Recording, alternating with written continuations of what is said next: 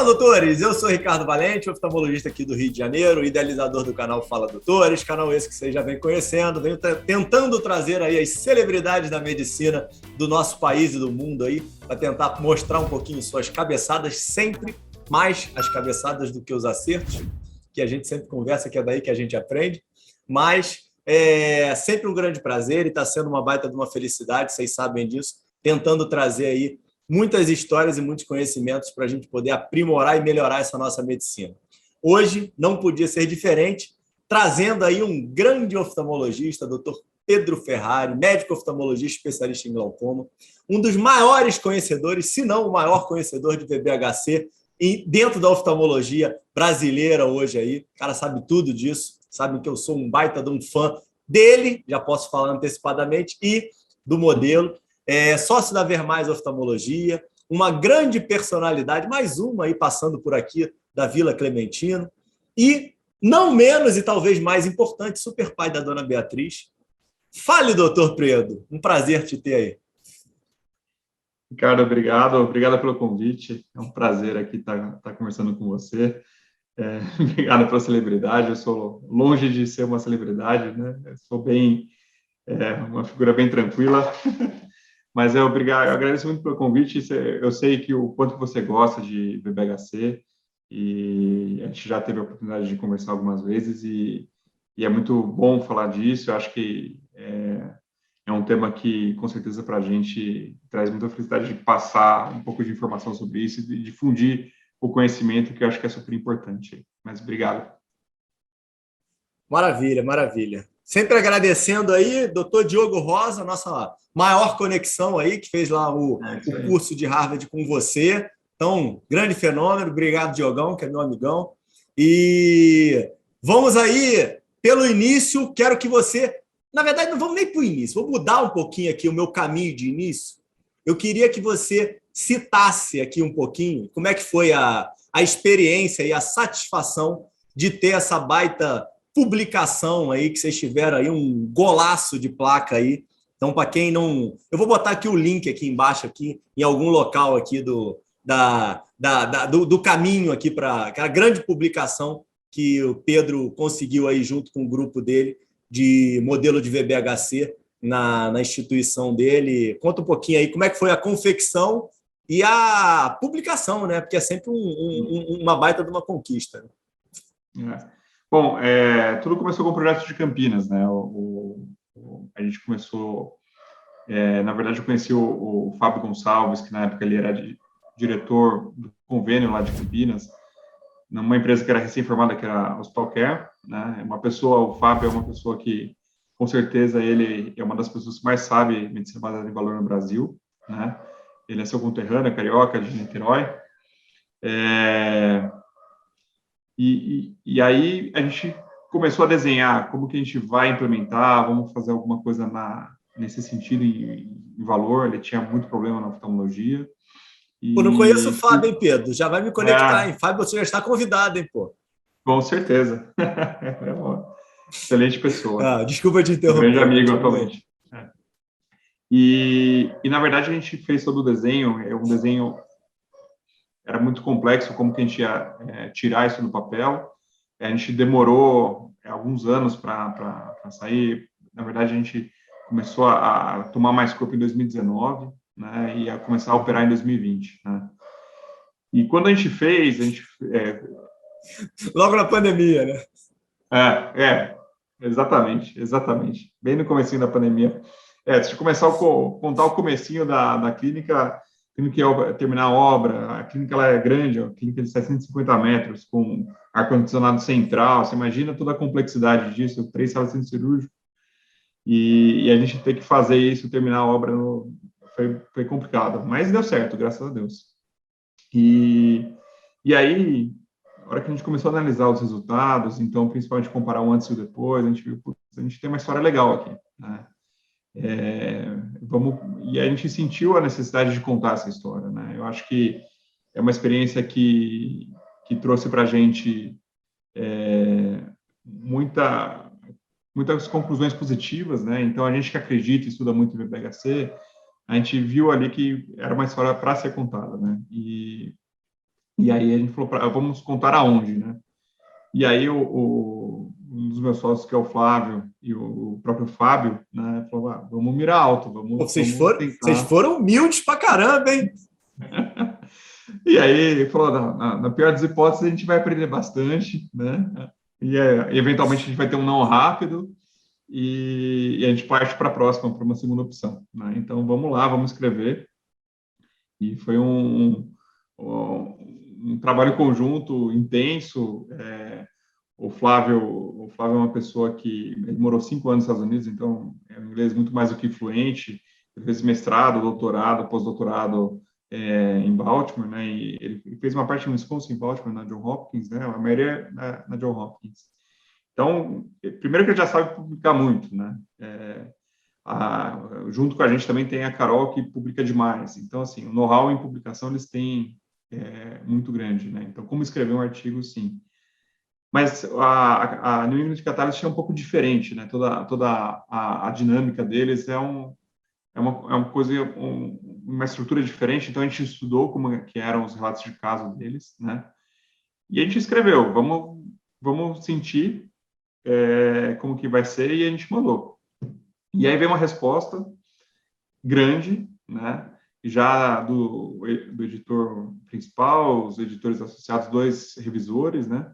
Então vieram três revisões e tinham 27 perguntas, né? Então a gente teve que responder 27 perguntas que eles levantaram sobre o nosso artigo.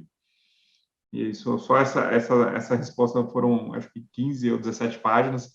Na verdade, eu escrevi no começo, aí eu falo. Você imagina o artigo que não é aceito, né? O de vocês foi aceito, ficou maravilhoso, tá ótimo. Vocês tiveram 27 perguntas. E aí o Flávio falou, não, eu respondi, né? O Flávio falou, responde, depois eu dou uma olhada. Ele falou, né? Tirei o italianão, né? Porque ele é japonês, eu sou italiano, né? Descendente, né? Falou, tirei as italianadas lá, deixei uma coisa um pouco mais nipônica, mais concisa. Ele cortou metade das páginas. E o Fábio também ajudou muito a gente nessa parte, porque ele trazia muita visão do convênio. Então, algumas coisas muito chaves, assim, para responder mesmo. E foi muito legal, mas foi muito legal, porque desde a primeira, a gente percebeu que eles gostaram da história. Falou, putz, aí tem uma história realmente legal que vale a pena ser contada.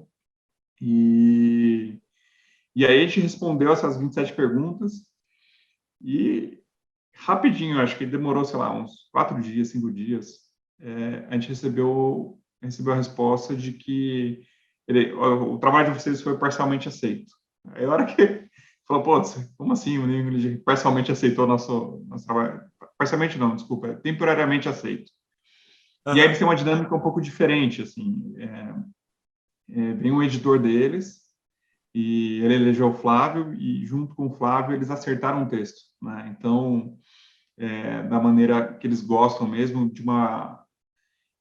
Peraí, isso foi online, né? Veio um editor? Não veio alguém para o Brasil? Não, online. Na verdade, assim... tá, não. Tá, entendi. Foi troca de e-mails, tá? Tá. E o Flávio foi um dia intenso dele lá, é muito bacana. Ele ficou quase o dia todo trocando e-mail com eles para acertar, e aí foi de novo para os editores-chefes, tudo, e aí veio a resposta definitiva que tinha sido aceito. Isso foi super recente, porque eu acho que foi... Saiu deve ter umas 3 semanas, né, Pedro? E foi, mas ele foi aceito, assim, definitivamente no final de janeiro, comecinho de fevereiro, né? Não, fim de janeiro, né?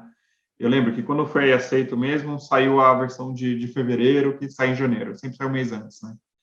E aí putz, foi uma satisfação muito grande, porque é uma coisa, por exemplo, eu não sou uma pessoa que faz pesquisa, eu nunca imaginei que ia publicar no New England, mas, ao mesmo tempo, assim, a gente acreditava muito na história. Eu acho que é uma coisa que a gente que estuda bastante VHC, a gente teve uma oportunidade única ali, porque a gente tinha uma população fechada, a gente tinha a fonte pagadora e o prestador alinhados, né? Transparência total, né, dos dados, Então, isso aí é uma coisa que é difícil você ver casos que tenham todos os lados envolvidos para a gente desenvolver um projeto desse, né? Então, mas Não, foi e uma você tem a surpresa. sua, você tem a sua humildade, mas eu não preciso ter do lado de cá, né? E para fechar a história, vocês tinham números maravilhosos, né? Que vocês conseguiram a economia de mais ou menos 25, 26%,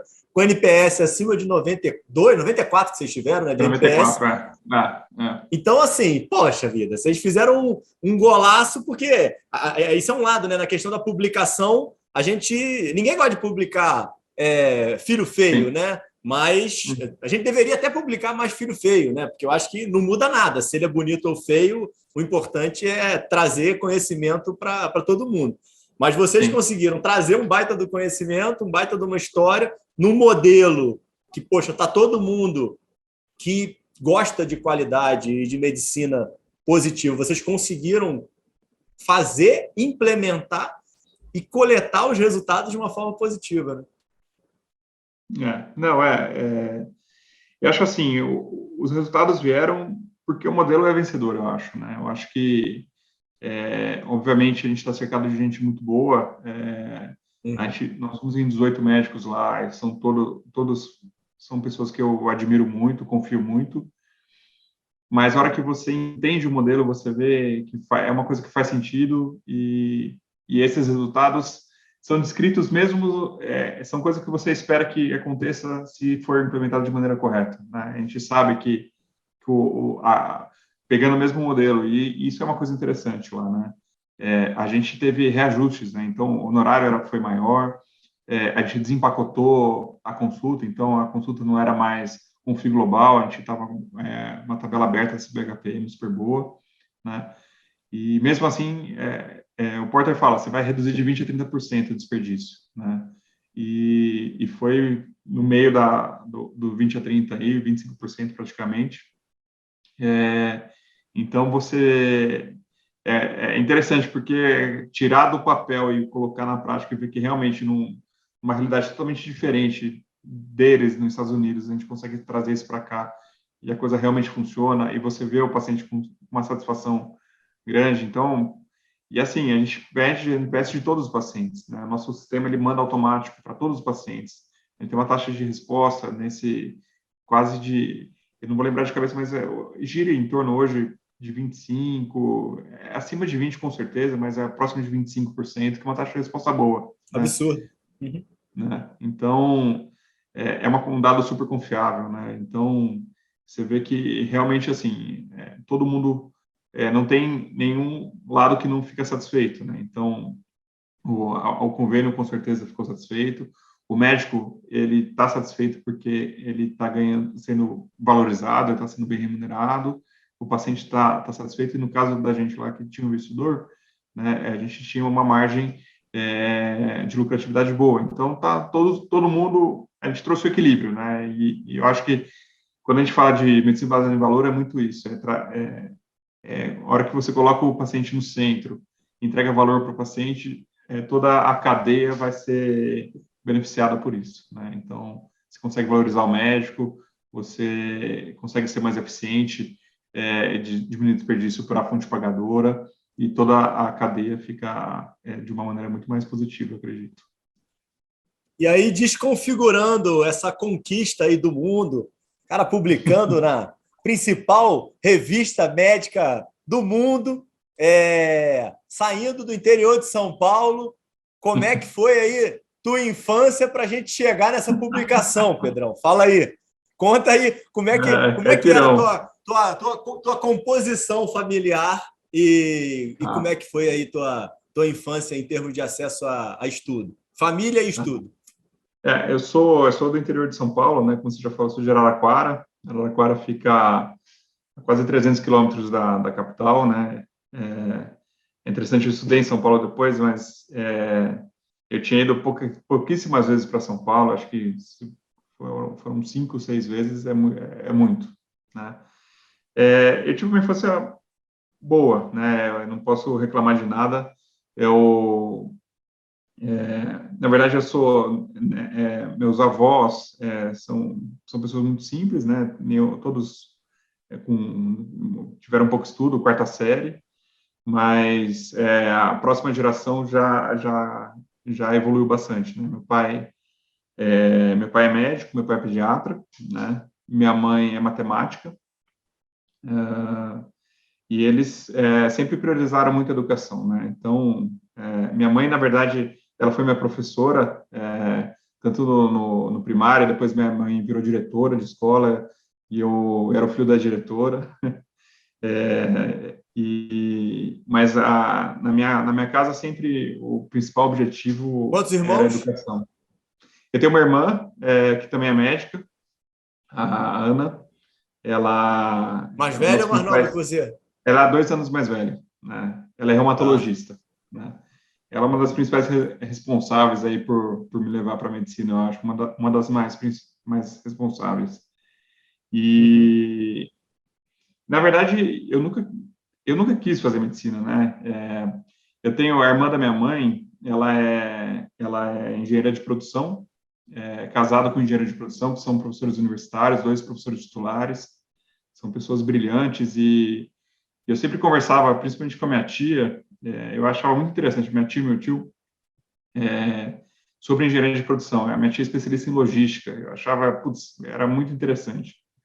E meu tio, ele tem uma formação super interessante também, porque ele é engenheiro mecânico, não sei se vou acertar a ordem certinho. É, ele mestrado em arquitetura e o doutorado dele em engenharia de produção e o pós-doc, não sei, mas e ele é Uhum. especialista em ergonomia, então ele trabalha até hoje, ele está aposentado já, mas desenvolvendo projetos para Embraer, assim, e ele contando, eu achava super interessante e eu falei, putz, eu acho bacana, eu acho que eu vou ser engenheiro de produção. Aí no terceiro colegial, eu já praticamente para fazer inscrição no vestibular. Então, diga-se de passagem, você acabou fazendo engenharia de produção, né? Você É, hoje dentro da clínica acaba que é, eu tava entendendo, eu não estava entendendo como é que você conseguia fazer esses processos todos da clínica, Pedro, tão bem, cara. Agora que eu estou descobrindo. Por isso que eu gosto é, tanto de fazer isso aqui, cara. é.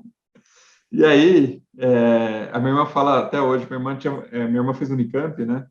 E, e aí ela tinha entrado na faculdade e ela trazia as novidades, tudo. Falou, putz, como é a vivência da faculdade de medicina? Uhum. Falei, putz, bacana isso aí, eu acho que deve ser legal fazer também. E aí eu acordei um dia e falei, quer saber, eu vou fazer medicina. Falei para meu pai, falou, ó, pai, eu acho que eu não vou conseguir passar, porque não estava estudando muito. Você paga um ano de cursinho aí para mim? Aí ele falou, não, pode ficar tranquilo, filho, eu pago. Aí, obviamente, não passei no terceiro E colegial, porque... isso vocês estavam em São Paulo ou vocês moravam em Araraquara? Não, era Araraquara, meus pais moram lá até hoje, né? E minha Tá, irmã morando em Campinas e meus pais em Araraquara. tá. E aí, quando eu decidi não mais prestar engenharia e prestar medicina, eu parei de estudar. Falei, olha, não vou conseguir passar esse ano, deixa para o ano que vem. E aí eu Tá. fui fazer cursinho em Campinas, né? E minha irmã morava já em Campinas, estava fazendo Unicamp, e aí eu fiz ângulo em Campinas, e aí foi um E aí ano você mudou, de... Pedro? Mudei, fui Aí morar com a minha irmã em foi a primeira Campinas. vez que você morou sozinho? Eu morava com a minha irmã, na verdade, né? Morava eu, a minha Tá. irmã e mais uma Uhum. amiga colega de turma dela, Milena. Aham. E, e aí, mas foi um ano totalmente imersivo, né? Os colégios de Araraquara, para você passar em faculdade de medicina, não te preparavam, era difícil, tinha algumas coisas um pouco deficitárias. E aí eu fui para um cursinho que na época era um cursinho muito bom, que era o Campinas, que ele basicamente tinha os mesmos professores do Tamandaré, que é super famoso, acho que Uhum. até hoje deve ser. E aí eu foquei e falei, preciso passar, né? E aí eu fiz esse ano de cursinho e deu tudo certo. Na verdade, é, eu lembro que quando saiu o meu ano, quando eu passei na escola, foi o primeiro ano que o vestibular da escola foi separado da FUVEST, né? E aí, quando saiu o resultado, eu não estava na lista. Eu falei, putz, e eu já não tinha passado nas outras, né? Eu falei, putz, e agora, né? Vou ter que fazer mais um ano de cursinho e tudo. Só que aí eles tinham feito uma lista de espera muito curta.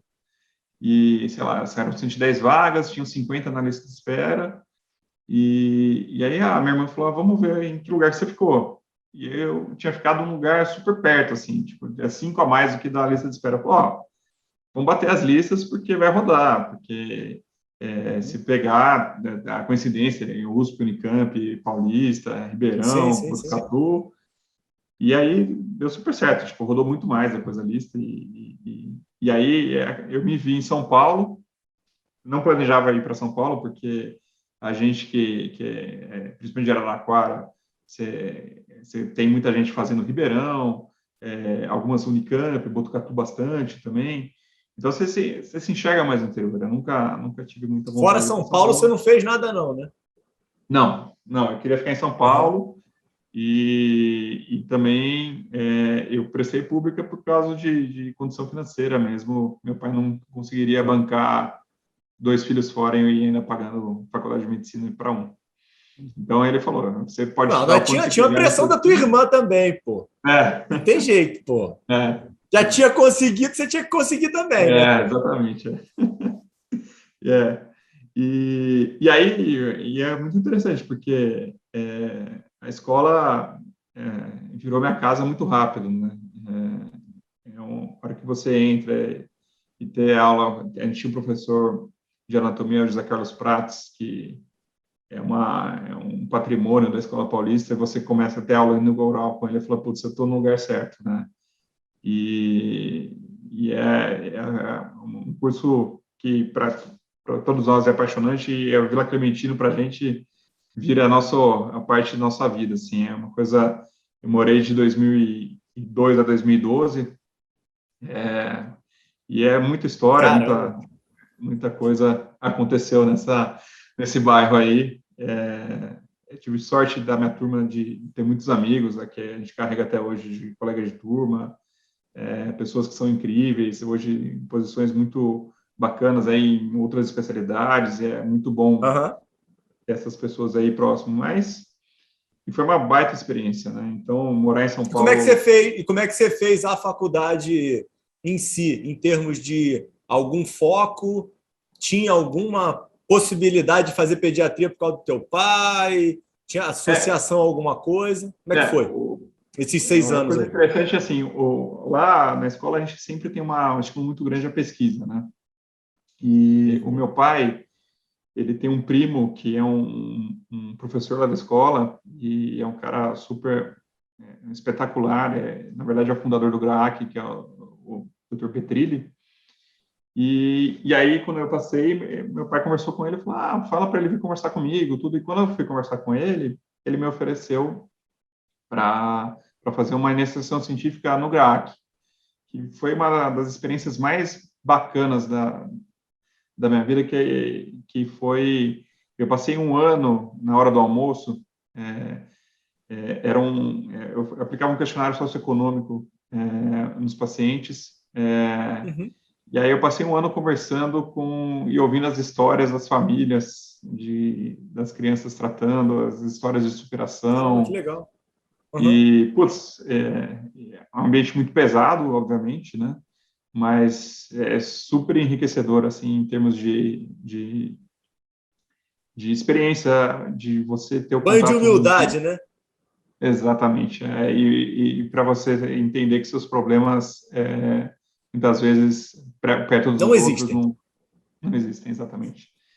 E foi muito bom, assim, foi uma primeira experiência, porque, obviamente, quando você entra na faculdade de medicina, é um pouco a questão da medicina em si é um pouco banho de água fria, porque você vai para as básicas, é um negócio que é muito difícil, os professores muitas vezes tem muitos pesquisadores que não tem aquela didática que você estava acostumado no cursinho, aquela aula show, chega lá e é aquele assunto maçante, difícil.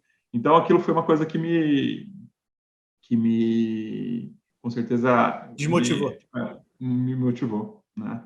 Obviamente a escola tinha a atlética, que era uma coisa que fazia a gente ser uma família, um negócio muito bacana. Eu não sou uma pessoa que eu gosto de fazer esporte, mas nunca fui muito bom de esporte, mas eu joguei uma época handball, eu nadei, no primeiro ano, principalmente como calouro, Uhum. nadei. E era uma experiência assim, a gente frequentava muito a Atlética também e com certeza isso faz a gente melhor médico, a convivência entre as pessoas, e não só bitolado nos estudos, né? Eu acho que é o que os veteranos falavam na época, né? O melhor médico sempre sai aqui da Atlética, não é o mais bitoladão lá, que eventualmente não tem uma relação humana bacana. Mas aí eu fui à faculdade, uma época eu gostava muito de uro, né? Eu achava que ia fazer uro, né? Inclusive eu fiz trabalho com um professor, eu acompanhava ele em cirurgia, gostava bastante. Mas depois eu perdi o interesse, eu não sei. Eu falei, putz, eu acho que a carreira de cirúrgica mesmo, de cirurgião geral, e depois talvez seja uma carreira muito maçante. E eu fui vendo outras coisas, né? E uma coisa que me encantou na graduação foi neuroclínica, né? Eu gostava, né? Lá na escola a gente tem um pronto-socorro que é super, super forte, assim, não sei como é hoje, mas na época era um estágio muito bacana que a gente passava, e eu falei, putz, acho que eu vou fazer neuro, né? Aí até aí comecei a ficar um pouco em dúvida, não sabia muito o que ia fazer, e até o marido da minha esposa, que é o marido da minha sócia, que é da minha turma também, falou, pô, Pedrão, ele ia fazer ortopedia, falou, Pedrão, você não tem nada a ver com neuroclínica, olha para você, faz outra coisa. Aí um outro veterano meu era num barzinho que tem lá, um café que tem lá na faculdade, um café famoso lá, um pouco mais velho que eu, ele falou, pô, por que você não faz oftalmo? Porque oftalmo tem várias possibilidades, é uma carreira que você pode ser tanto mais cirurgião quanto mais clínico, você pode fazer um monte de coisa. Eu acho que é interessante, legal oftalmo. E a gente tinha muito pouco contato na faculdade, né? O que a gente tinha era acho que no quarto ano e no quinto ano um pouco mais, mas para a gente era uma coisa já, a oftalmo se sobressai muito na escola, né? Então, a gente tinha poucas aulas, mas assim, era uma coisa que parecia que vinha de outro mundo, assim, ter aula com o Wallace, com o Paulo Shore, os caras vinham com uma apresentação, com uma didática absurda, um conhecimento. Então, pô, legal, vou pensar em oftalmo, e aí eu decidi, meio de última hora também, isso já era no fim do sexto ano, eu falei, igual medicina, que eu decidi na hora de fazer o X, oftalmo foi mais ou menos assim também. Mas foi outra coisa que me apaixonou, né? Eu acho que é engraçado que as Eu não decisões sabia vinham. disso, cara. Eu não sabia desse ponto que vocês acabam dentro da faculdade de medicina, tendo pouco contato com oftalmo. Achei que vocês tivessem mais, cara. Não, a gente tem a oftalmo, o principal contato é no quinto ano, que é um bloco que a gente fica, Um oftalmo semestre no psiquiatra. máximo, né? 3 meses deve ser, né? Mas é uns 3 meses, Acho que não mas a dá gente vai. tempo, né, Pedro? Dentro da grade, Mais né? segunda e sexta, pouquinho. Não dá para ter muita ideia, assim. Você pensa uma coisa muito, muito separada. E tinha muita gente que falava: você vai ser oftalmologista, mas se seu pai não é oftalmologista, você está ferrado, porque você não vai conseguir ter seu consultório. Mas eu acho que isso é uma grande besteira, né? E no fim é uma baita especialidade, né? Uma especialidade que você consegue realmente ser mais clínico, você consegue ser mais cirurgião, mas é uma dinâmica que me agrada demais, assim, o consultório, a minha especialidade, por exemplo, eu sou apaixonado por glaucoma, o dia a dia, eu faço muito glaucoma, opero muito glaucoma, e sempre um desafio, os casos, eles, não é maçante, porque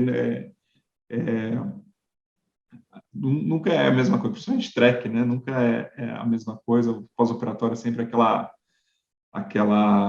surpresa, você faz 10 cirurgias igualzinha e cada pós-operatório você vai ter um desafio diferente e eu acho que isso, sem dúvida, é uma coisa que me atrai demais, assim, na oftalmo. Eu me realizei E você demais continuou, e... você continuou direto, Pedro? Você entrou direto para fazer residência Não, no primeiro ano que você não. terminou? Como é que foi isso?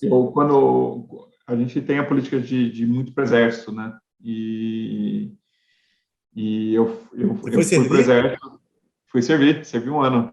Aonde? 2º Batalhão de Polícia do Exército. Eu sou PE. E PE em Osasco. Eu fiquei um ano. Ficou eu e mais um colega de turma. Nós éramos em 2 E médicos. aí, qual é a sua opinião em relação a isso?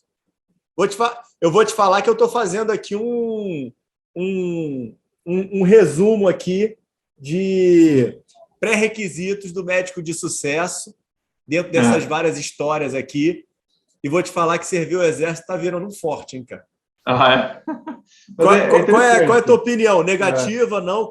Como é que foi a tua experiência? Não, eu acho que, assim, no fim, é uma coisa que... É uma experiência positiva porque é uma coisa totalmente diferente, né? Eu acho que, primeira coisa, você sai de um ano muito intenso de estudo para passar na residência e você ter a sua vaga garantida um ano depois e a possibilidade de você amadurecer, fazer coisas um pouco diferentes do que você vai fazer o resto da vida, eu acho que é super positivo. E eu acho que ao estar imerso num ambiente totalmente diferente do que você vai estar, eu acho que foi, com certeza, assim, o saldo é positivo, sem dúvida nenhuma, né? E o Mas interessante... inicialmente, me conta a verdade, você ficou com ódio inicialmente, né? Não, na verdade, eu vou te falar o que aconteceu. Para de ser politicamente correto, hein, pô? Não.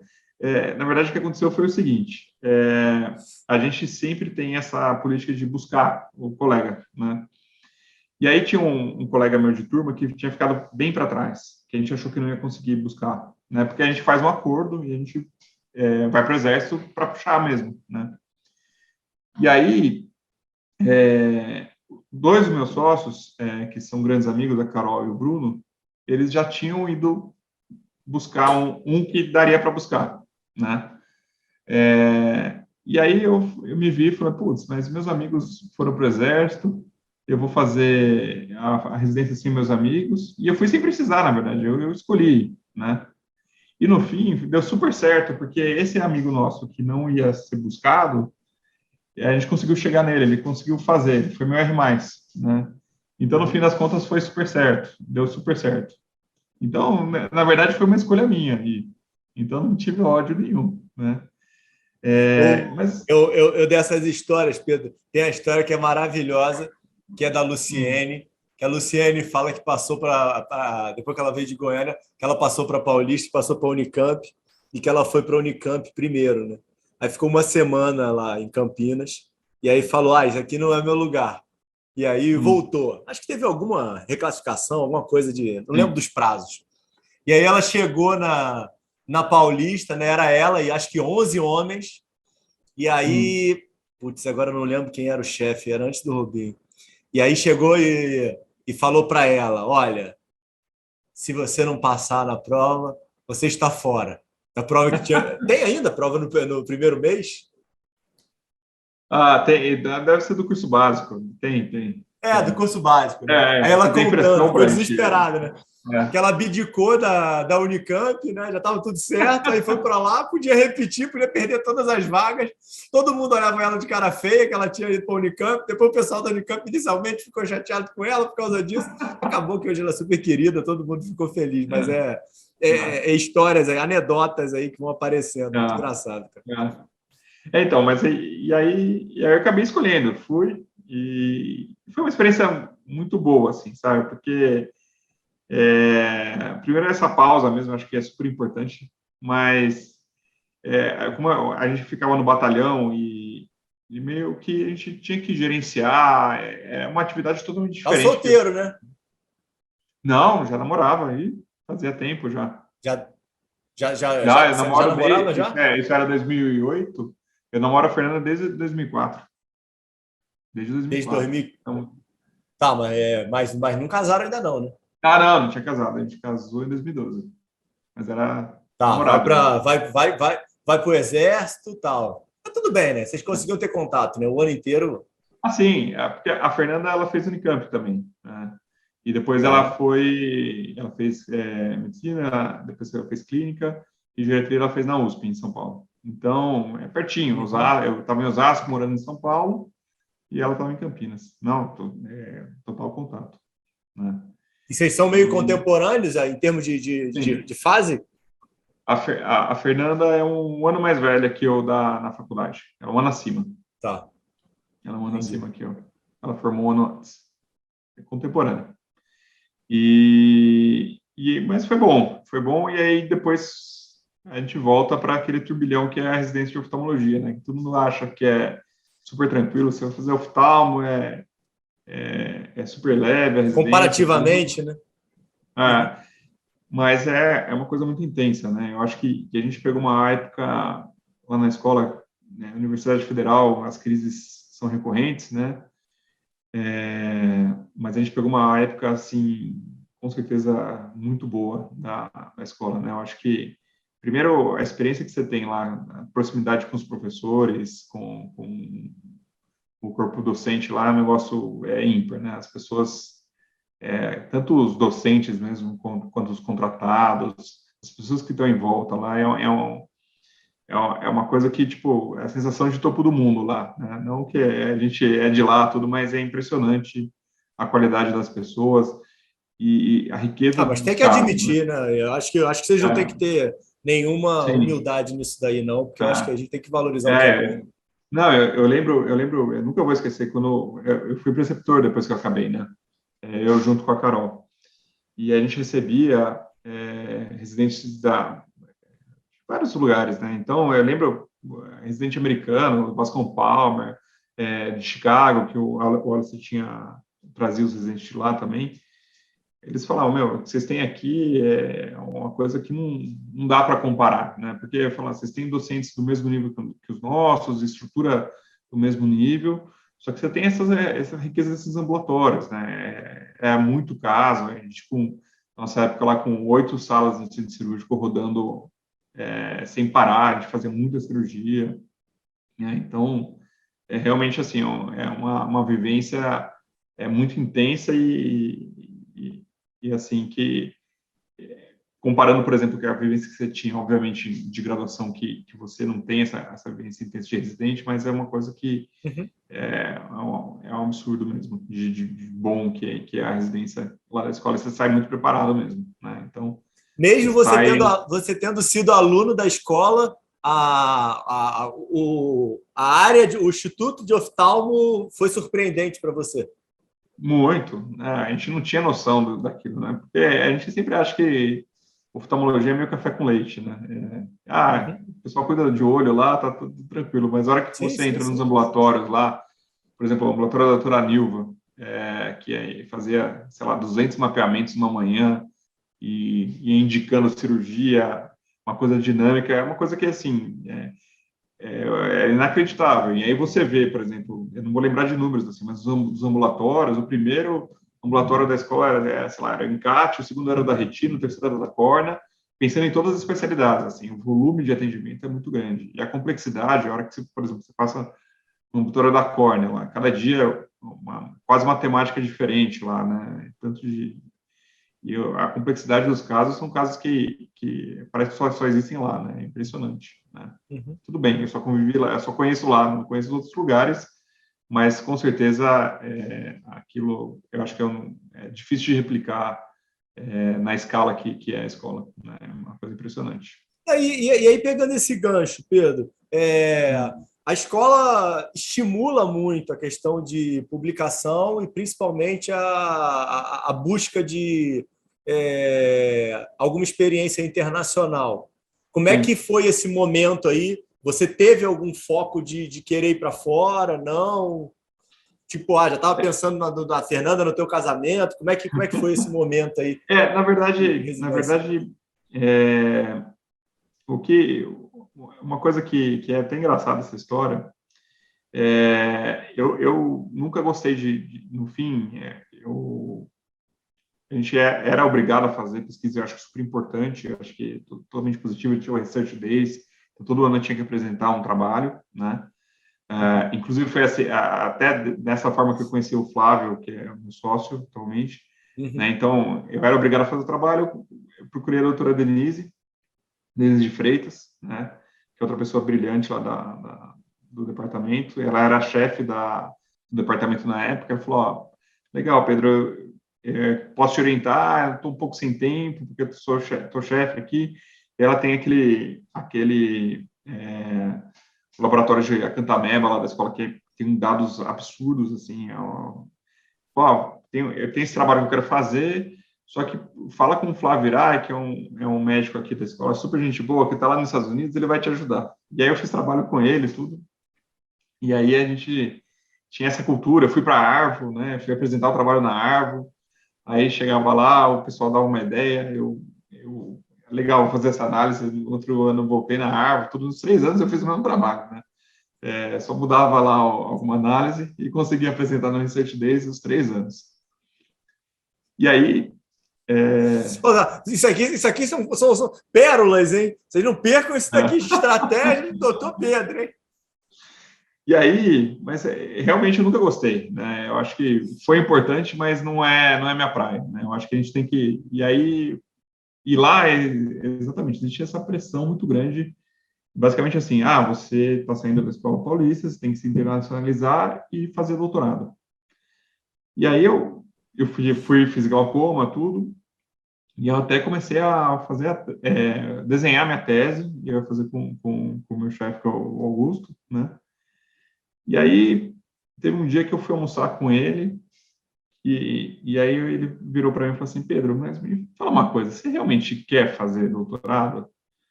Eu falei, Augusto, vou ser bem sincero, né?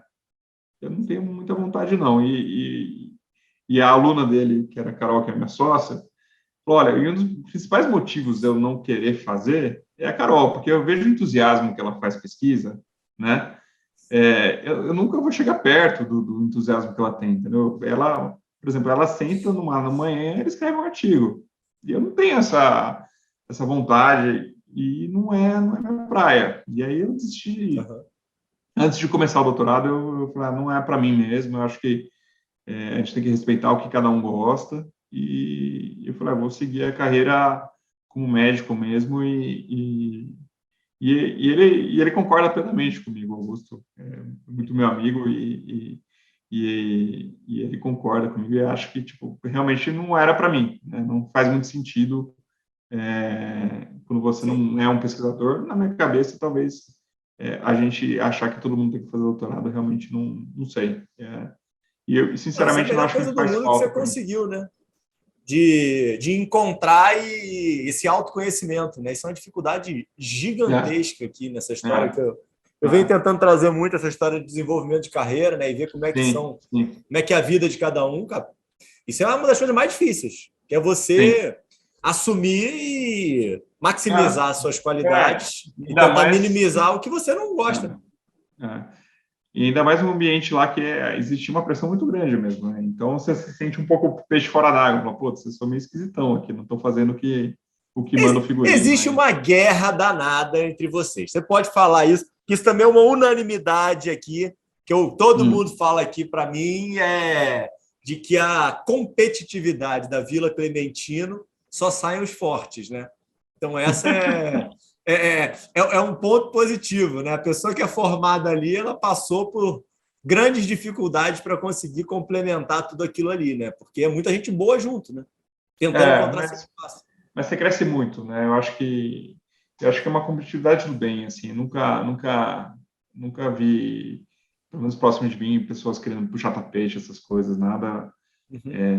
Putz, a nossa época foi uma época muito boa, assim. E eu vejo assim gerações anteriores, gerações posteriores, de pessoas muito boas e que se ajudavam, assim. Putz, meus R+, R-, a relação que a gente tem é muito boa e eu aprendi muito, assim.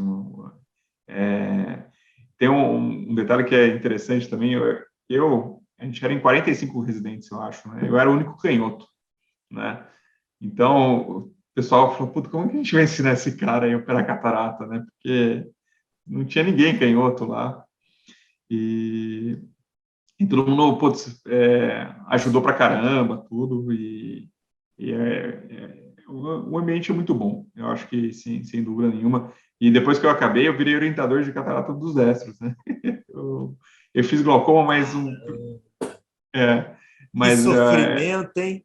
Mas é, peraí, é, você operava com a direita também? Você opera com a não, mão direita também? não, só com a esquerda. Mas, Esses na verdade, eu residentes orientava, sofreram, hein, Pedro? é, Não, mas eu orientava R3, R3 já operava pra caramba.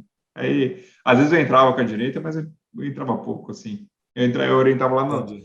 no Centro Cirúrgico do Hospital São Paulo, e era só R3, então era muito mais tranquilo, né? O pessoal já tinha Não, bagagem. isso daqui é um ponto que as pessoas fora oftalmo acabam que não conseguem ver a dimensão, né? O que Sim, acontece aqui no que a gente está falando, né, para tentar espalhar, difundir um pouquinho a ideia, para não ficar aqui só eu e Pedro pensando nisso, mas muitas vezes o preceptor ele entra numa complicação, né? Uma é, complicação que o cara está operando com a mão direita. Então, teoricamente, o preceptor entra para resolver uma complicação do com a lado mão ruim não dele, dominante. né? Mas deu tudo certo isso Rapaz, aí. é. É. Não, não, legal, E, legal. mas é isso. E aí a E o gente. E aí glaucoma, eu, Pedro? O glaucoma aparece como escolha por causa de Augusto também, por causa de mestres? Como é que foi que você começou a direcionar aí tua carreira e tua cabeça para isso? o glaucoma foi diferente da escolha da medicina de oftalmo, assim, acho que foi uma escolha construída, assim, né? Sem Não foi no dúvida, finalzinho, não, pô. não, essa não. Eu decidi, acho que no começo do R3, não lembro especificamente agora. Mas Uhum. foi, com certeza, assim, todo o setor de glaucoma são pessoas que eu admiro muito, né? Sem exceção lá, cada um com características diferentes, mas todo o corpo do glaucoma é um corpo muito bacana, de pessoas super do bem, assim, que eu gosto muito. Mas eles influenciaram, obviamente, mas isso nos outros setores também tinha, né? Eu acho que pegar na ótica cirúrgica, na córnea, na própria retina também.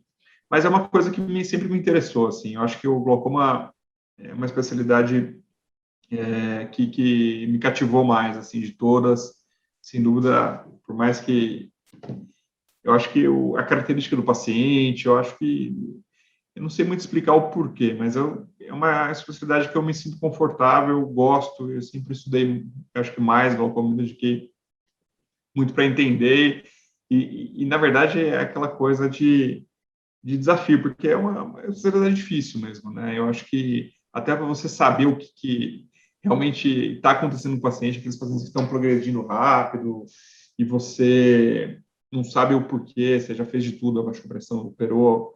Então, Uhum. eu acho que é um desafio que sempre me atraiu bastante, né? Eu acho que, e eu sou muito realizado, sem dúvida, eu acho que de todas as decisões, eu acho que não me arrependo de nenhuma, de ter feito medicina, de ter feito oftalmo, mas eu sou também muito feliz de ter feito glaucoma. E eu Você, faço muito você faz glaucoma. glaucoma, você fez glaucoma na escola junto com a preceptoria da catarata? No E1 eu fui preceptor da catarata, eu fui um ano só preceptor. É, eu Uhum. orientava o R3 de segunda tarde, eu acho, era um período só. E eu era preceptor dos residentes também, né? E isso também demandava um pouco. Foi uma experiência legal, eu acho que isso também foi bom, mas ao mesmo tempo mostrou para mim que uma carreira de professor de docência também não me atrai, né? Não Não que te, não te encantava. Uhum. não, não. E E grana, Pedro? Não falamos disso. Esse momento aí de faculdade, momento de residência e depois aí a especialização, dava plantão fora, tinha nossa, ajuda dos teus pais, como é que era esse momento, esse equilíbrio aí da tua vida? o exército ajudou, eu consegui fazer um pé de meia bom no exército, né? E isso me ajudou a passar o período da residência, mas eu dava plantão, a gente tinha um plantão numa cidade do ABC, que eu dava um plantão que isso dá até lembranças ruins, né? Porque eu ia casar, precisava juntar dinheiro para casar, tudo, aquela coisa. E eu dava um plantão 24 horas invertido a cada 15 dias. Eu entrava sábado à noite e saía domingo à noite. E aí Que foi uma fase beleza. puxada. Porque é Mas tinha difícil, foco, né, né? pô? Pelo menos isso, né? O Tinha que uma ajudava, meta, né? mas eu morava no apartamento dos meus pais, lá em São Paulo, então não pagava aluguel, isso já ajudava pra caramba, então essa era uma grande ajuda deles. Eu ganhava bolsa esse plantão, mas dava para para me virar, né? E Fernanda já estava em São Paulo? A Fernanda já estava em São Paulo, a gente não morava junto ainda nos primeiros anos, ela morava com a irmã, mas aí depois a Fernanda, como eu fui para o exército, a Fernanda, no fim, começou ela era mais velha que eu, no fim, 2 anos, né, porque ela foi para o exército, e aí ela começou, depois a gente começou a morar junto, aí com certeza ela foi o arrimo de família, ajudou muito tempo, depois que a gente decidiu montar a clínica, tudo, ela contribuiu demais aí para o começo de carreira, com certeza. Mas sempre foi Tá. apertado. Isso aí vocês... Quando é que é a transformação de sair de São Paulo? Quando você termina a tua formação, você já sai de São Paulo? Na verdade, sim. A Fernanda, eu sou de Araraquara, né? E a Fernanda é de Ribeirão Preto. E a gente nunca quis morar em São Paulo, né? Então, a hora que eu estava terminando a faculdade, eu comecei a falar para as pessoas, eu vou. E aí a Fernanda, ela teve um convite para voltar para a Unicamp. Ela, na época, não tinha residência de diretoria na Unicamp, então ela foi convidada para ajudar a estruturar a residência em Campinas. Então, ela tinha já um contrato contratada lá da Unicamp. E aí, um amigo nosso tinha conseguido um emprego para ela em Vinhedo, né, numa policlínica.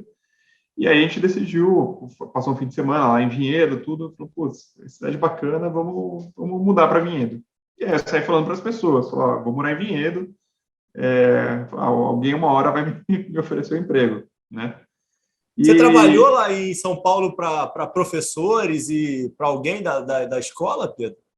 Sim, eu trabalhei, quando eu saí, eu fui trabalhar numa clínica em Osasco, que é uma clínica do Thiago Prata, né? E eu era junto com o Liang, eu fazia as cataratas lá, né? Ele me convidou para fazer catarata e foi uma baita experiência. Foi você operar fora, operar como cirurgião, ser remunerado por isso, tudo foi a minha primeira grande porta ali que o Thiago abriu para mim. Foi uma experiência super gratificante que com certeza vou levar o resto da vida, que foi onde eu virei cirurgião. É diferente quando você recebe por isso, né? E isso é bacana, né? E sem dúvida era uma estrutura muito legal, tudo. Só que eu fiquei pouco tempo lá, porque o que aconteceu? Aí a gente falou, vamos mudar, né?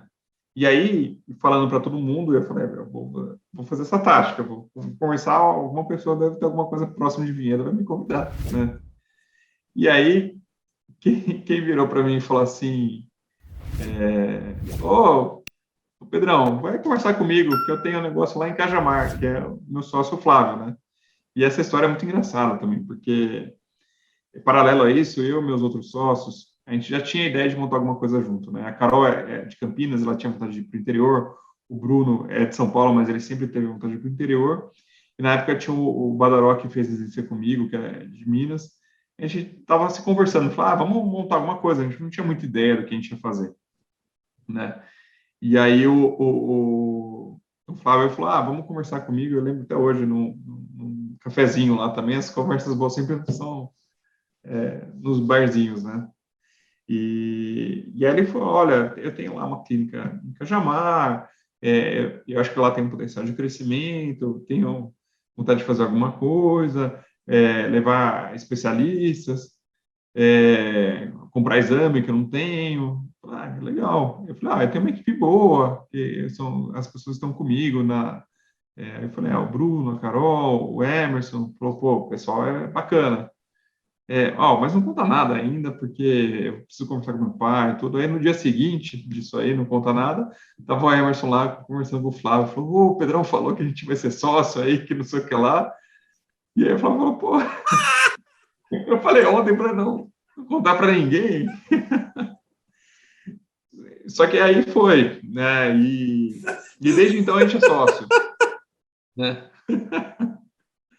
E aí a gente... Desde então, o Flávio não te conta nenhum segredo, né?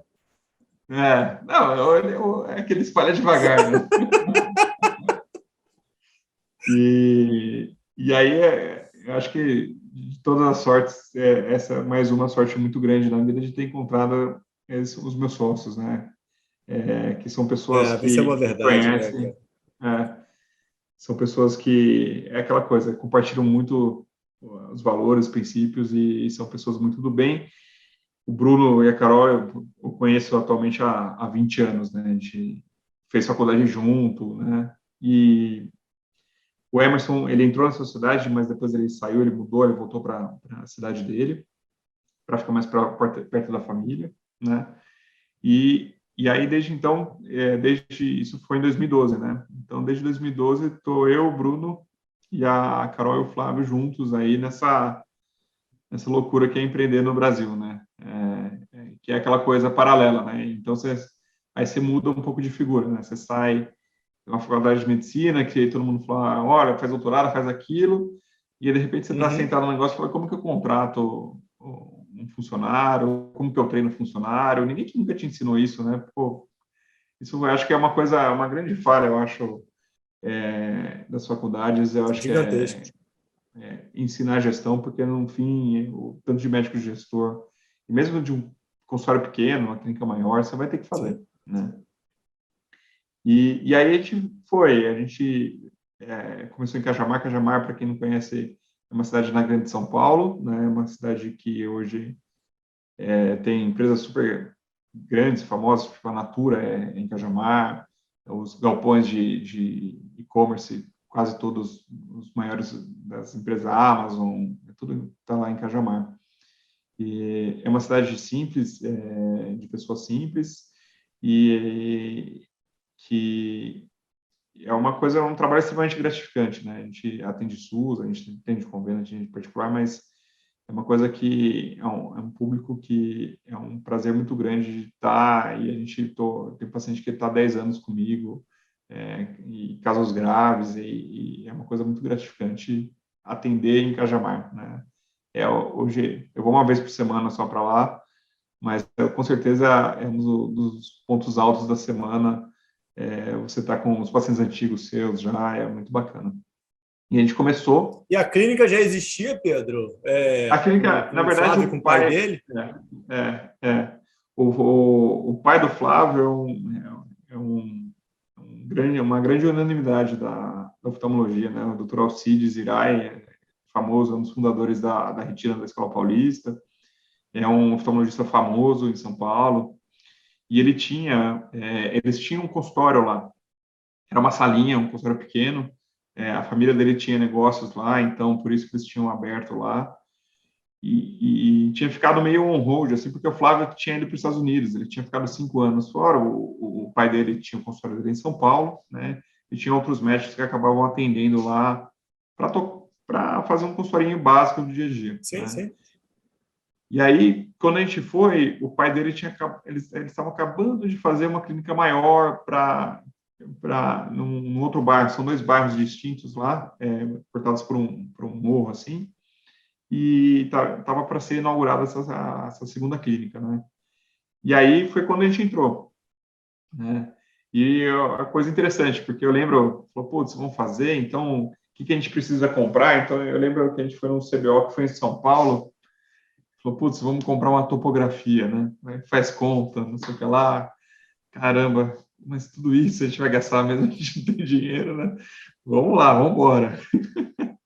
E aí foi assim. E aí, isso em 2012, e desde então a gente se fez uma imersão em trabalhar na clínica e desenvolver. E as coisas, graças a Deus, foram dando certo. Eu lembro, tem várias coisas que vêm na cabeça, assim. Por exemplo, eu lembro quando a gente decidiu montar o primeiro centro cirúrgico lá em Cajamar, que a gente, putz, será que a gente monta, será que não monta? E na época a Carol morava em São Paulo, a gente fazia sempre reunião à noite na casa dela lá. Ela morava no 24º andar, num apartamento lá na Lapa. Aí, compra, não compra, compra, não compra, o Bruno falou, acabei de comprar o faco, agora tem que fazer. Né? Ele ligou lá pro Acho que na época era Vistatec ainda, o Roberto, que hoje está com a gente, até o Ledo. Falou, eu conversei com o Ledo, comprei o faco, agora a gente tem que montar. Aí eu tava brincando com a minha aliança, puta merda. Aí a aliança, no 24º andar, a aliança caiu. No 24º Eita! andar. Aí eu falei, putz, e agora? Como que eu vou explicar? Tô 10h30 da noite fazendo reunião, volta sem aliança para casa, né? Aí a gente desceu, o Flávio em 5 minutos achou minha aliança lá no parapeito do prédio. Essa história aí a gente nunca esquece. E aí a gente foi. E aí isso foi em 2000, a gente fez esse cirúrgico acho, em 2014. E aí eu morava já em Vinhedo desde 2013, né? E aí o Bruno foi em 2014 para Vinhedo também. O Bruno tinha essa vontade de ir E aí pro você não tinha interior. nada em Vinhedo. Não, não tinha nada em Vinhedo, morava, né? Porque Os teus convites todos que você mandou para ser contratado em Vinhedo não deram muito resultado em Vinhedo, não. não, eu trabalhei muitos anos também em Bragança Paulista, então eu era estradeiro, né? O Frank da minha turma também, Francisco Stefanini, a tia dele tinha uma clínica lá e eu fui fazer glaucoma lá, que foi outra escola para mim, tinha muito caso grave, lá drenava muito caso, e eu acho que foi lá, eu acho que eu me firmei como cirurgião de glaucoma mesmo, de tanto, tinha alguns anos que não tinha especialista, então você pega aquele início de muita track, muito tubo, foi uma experiência para mim super, super bacana, os pacientes de lá também. Até hoje atendo alguns que vão até Vinhedo, Cajamar comigo, pacientes antigos já meu também. E aí eu ficava lá, Você tem um momento de frear na faco? De tipo, vou fazer só glaucoma? Como é que foi isso na tua na vida? verdade foi logo no começo, né? Em Bragança eu fazia ainda, mas na clínica a gente decidiu o seguinte,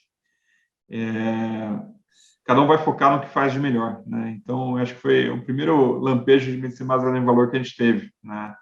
E o Bruno, ele é um baita cirurgião, acho que eu conheço cirurgiões muito bons, não melhores do que ele, eu acho que ele opera demais, é impressionante.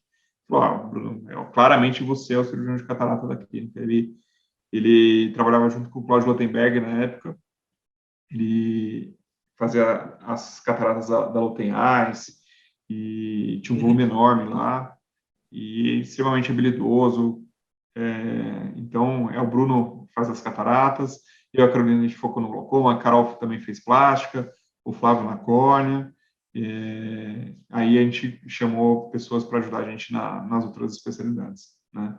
Mas os sócios, cada um focou na sua, e aí foi a primeira vez que a gente começou a se dividir, e aí é onde a gente já começou a ver que isso era diferente, e fez muito bem para a clínica. As pessoas fazerem a sua área de expertise, com certeza você já começa a ter desfechos melhores, você atrai mais paciente, e isso é um ciclo todo virtuoso, né? Então, e até hoje a gente funciona dessa forma, né? Vocês não tiveram E crise por causa disso, Pedro? Em momento de não, construção? De um ganhar mais não. do que o outro? Na verdade, a gente tem um modelo de remuneração que sempre foi um modelo de remuneração diferente, que a gente ganhava pela clínica por hora, ninguém ganha pelo procedimento, ganha pela empresa, né? A gente é remunerado como médico, mas não pelos procedimentos em si. Muita gente não E a entende sociedade isso. que. Continua. Isso é importante. Hum? Não, pode Não, continuar, isso é importante. Eu e te assim, cortei, eu mas acho que isso segue aí. não deve funcionar para todo mundo, né? Mas para a gente Sim, funcionou sim. super bem, né? Isso aí, por exemplo, o Bruno, que é a pessoa mais prejudicada que é o cirurgião de catarata, ele é o maior defensor desse modelo, né? Ele acha, pô, eu só opero esse número de cataratas que eu estou operando hoje porque as coisas funcionam Perfeito. desse jeito. Hein? E a gente só chegou aqui onde a gente chegou hoje, né? Porque os modelos têm coisas, tem, por exemplo, grande exemplo, eu faço retina, eu faço glaucoma, eu quero um ACT, mas eu faço catarata porque eu quero um ACT. Né? Então, tudo, acho que assim, a linha, a partir do momento que você faz todo mundo participar, eu acho que é uma coisa bacana, e eu acho que é uma coisa que A gente tem isso entre os sócios na Vermais, mas em Campinas a gente conseguiu fazer um modelo que uma parte da remuneração de honorário também das cirurgias vai para todo um pool para todos os médicos, e isso aí a gente vê que tem uma resposta super positiva, assim, acho que todo mundo fica satisfeito, né? E, sem dúvida, isso é uma das grandes diferenças da nossa sociedade que eu acho que fizeram diferença da nossa jornada até agora, né? E aí a gente Vocês implementaram assim, Pedro? desde o Vocês começo. conseguiram, desde o começo, vocês conseguiram conversar Na isso verdade, e esse modelo?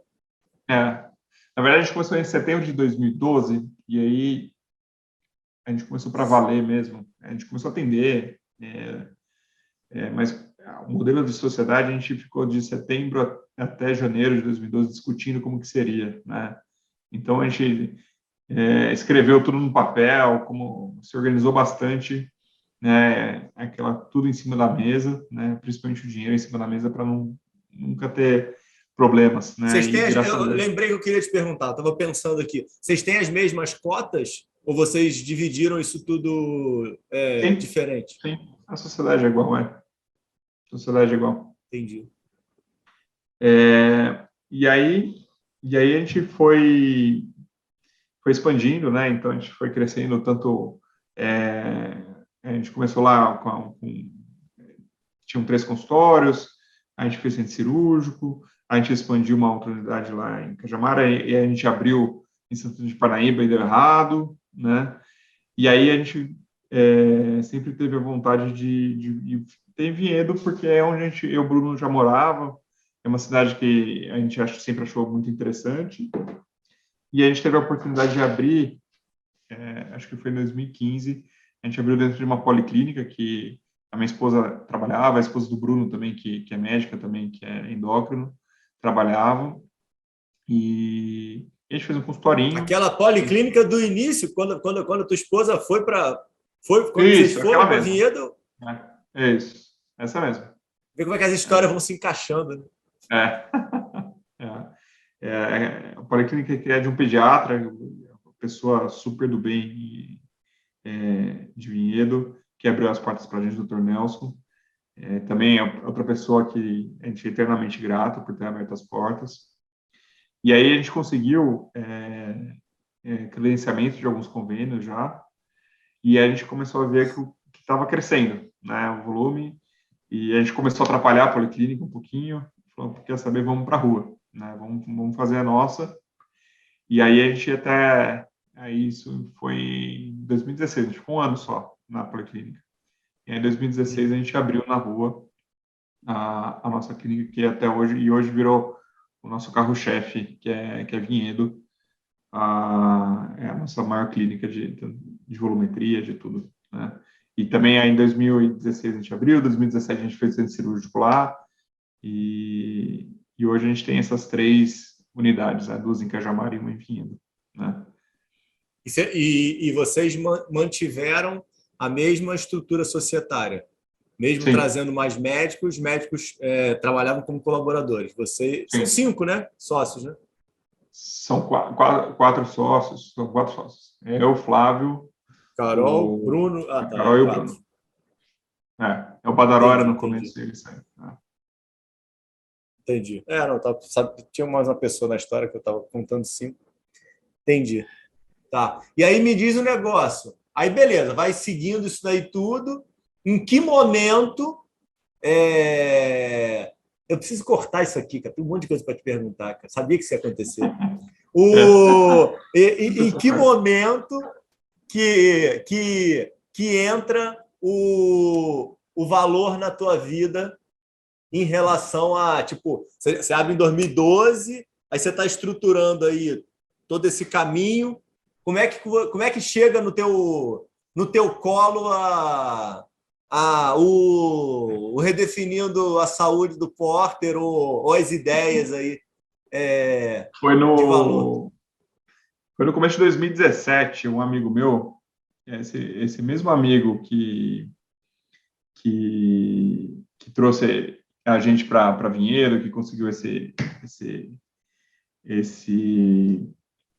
emprego para a Fernanda, tudo. Ele é cardiologista, é uma pessoa que gosta muito de gestão, é muito amigo meu, e ele mandou para mim um vídeo desses do Porter, explicando, medicina baseada em valor. Eu falei, putz, que história bacana, né? Então, é um vídeo que já fala um pouco da Martini Clinic, já fala, dá alguns exemplos lá da Suécia, tudo. Então, pô, interessante. Isso eu comecei a estudar, comecei a ler. Falei, putz, que bacana. Aí eu achei o curso. Isso em 2017. Aí eu falei, vamos me inscrever nesse curso aí.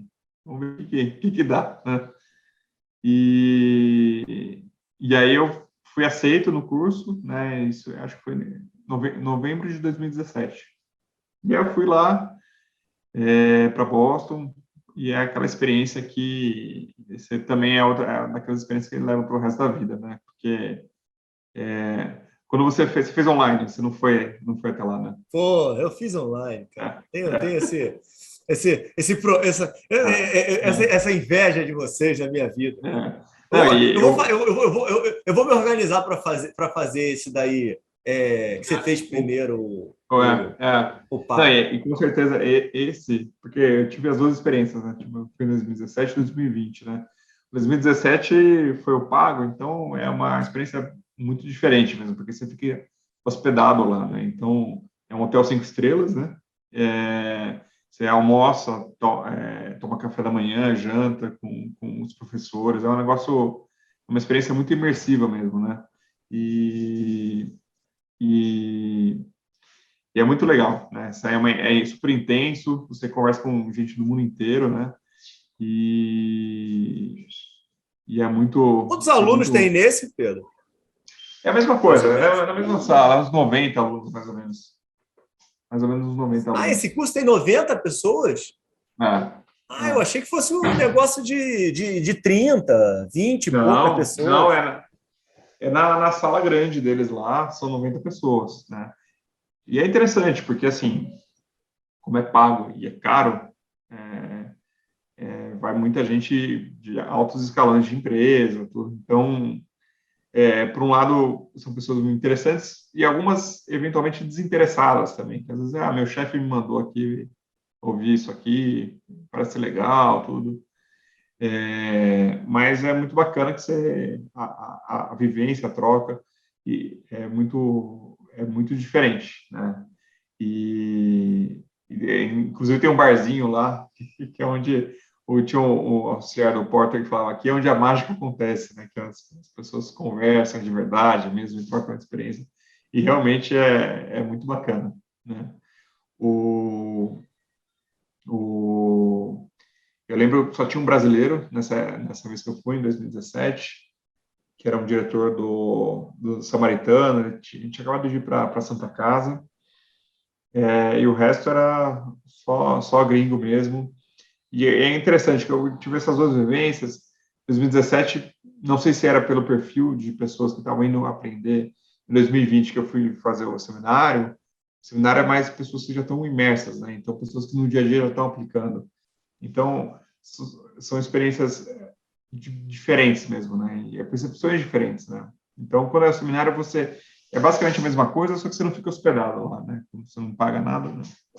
Mas é interessante porque eu vi as pessoas na prática descrevendo o que elas faziam. Então, eu uso o Redcap dessa forma para coletar dados, eu estou fazendo dessa forma, a minha linha de cuidado é essa. Então, foi uma troca mais intensa, eu achei, quando eu fui em 2020, no seminário. O outro era mais pessoas indo lá, como eu estava indo também. Eu estou indo lá adquirir conhecimento. Esse outro era mais troca de experiência.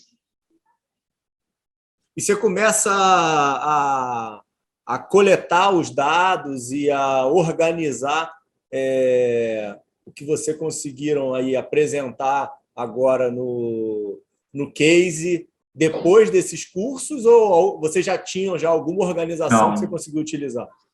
não, foi tudo depois, né? Eu acho que quando a gente voltou, a gente tentou viabilizar, foi difícil até para como que a gente vai fazer, mas depois a gente conseguiu no nosso próprio prontuário, a gente conseguiu estruturar tudo direitinho, e a gente começou como um piloto na Vermais mesmo, né? Pergunta de ele US$ 1 milhão. Espera aí, isso aqui vale ouro. Quando é, você voltou de Boston, hum. como é que você difundiu essas informações para os três? Ou eles já tinham algum conceito? Olha, eu acho, todo mundo ficou muito interessado, eu acho, né? E eu acho que de todos o mais interessado sempre foi o Bruno. O Bruno gosta, porque na verdade a gente tem os dois mais cientistas, que é o Bruno e a Carol, o Flávio e a Carol, e o Bruno a gente Flávia, Carol. o Flávio e a Carol e eu e o Bruno a gente é mais para essa área de gestão também, tudo, obviamente todos trabalhando muito como médico também. Mas o Bruno sempre foi o mais interessado, a gente conversava demais. E como você volta lá super empolgado, você fica até chato, só fala disso, né? E eu falo, pô, é um negócio que vai resolver tudo, né? É a chave de tudo. E eu acho que eu falei demais, assim. Eu acho que, por exemplo, hoje o Bruno, por exemplo, é o cara que sabe mais que eu acho, com certeza. E ele sempre com as perguntas muito boas e ácidas, assim, né? Então, com certeza, ele sabe, eles abraçaram muito, porque, na verdade, como a gente tinha essa coisa de... uma das coisas que eu vejo, assim, a gente sempre, para crescer, a gente sempre tem que ser muito eficiente, né? Então, desde custo baixo, mas, ao mesmo tempo, assim, a gente sempre tinha tanto o compromisso de entregar muita qualidade, né? A necessidade, né? Então, cidade pequena, você sabe, você não tem espaço para errar, né? Tanto Cajamar quanto Vinhedo são cidades muito pequenas, né? Então, a gente se identificou muito, na verdade, com essa filosofia, né? Porque uma coisa, Ricardo, que eu acho que você deve concordar comigo, que eu acho que medicina baseada em valor, na hora que essa questão de valor, o nome valor, as pessoas levam muito para o lado financeiro, né? Eu acho que o valor é o percebido do paciente, né? Então, você jogar o paciente no centro e entregar valor para ele não é financeiro, né? É o valor de qualidade que a gente está falando, né? E, Uhum. obviamente, você tem que ser o mais eficiente possível. Então, assim, na verdade, encaixou muito com a nossa filosofia. E acho que é por isso que eu estudei demais, porque eu me identifiquei demais com isso, né? E, ao mesmo tempo, assim, a gente observa, e isso todo mundo a gente vê, a gente sabe que existe desperdício, né? A gente sabe que a gente consegue melhorar, né? Como é a nossa estrutura. E, ao mesmo tempo, eu, particularmente, eu tenho muito medo do que está acontecendo, né? Porque Uhum. é, Uhum. é uma coisa que eu sempre falo, assim, eu gosto muito do Clayton Christensen, é, Uhum. Uhum.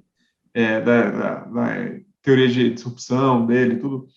E a hora que você meio que tenta encaixar o que está acontecendo na saúde no Brasil com a teoria dele, você vê, a gente está há quantos anos já com 25% da população com plano de saúde, né? Você vê as verticalizadas que estão vindo cada vez mais ganhando mercado, mas na verdade, assim, elas estão ganhando mercado em cima dos 25%, né? Se elas não existissem, talvez a gente não teria, talvez não, com certeza não seriam mais 25%, né? Então, a inflação da saúde está cada vez maior e muitas vezes é por bom motivo, né? Então, tem tratamentos novos que estão trazendo mais qualidade de vida, estão trazendo cura, tratamento, né?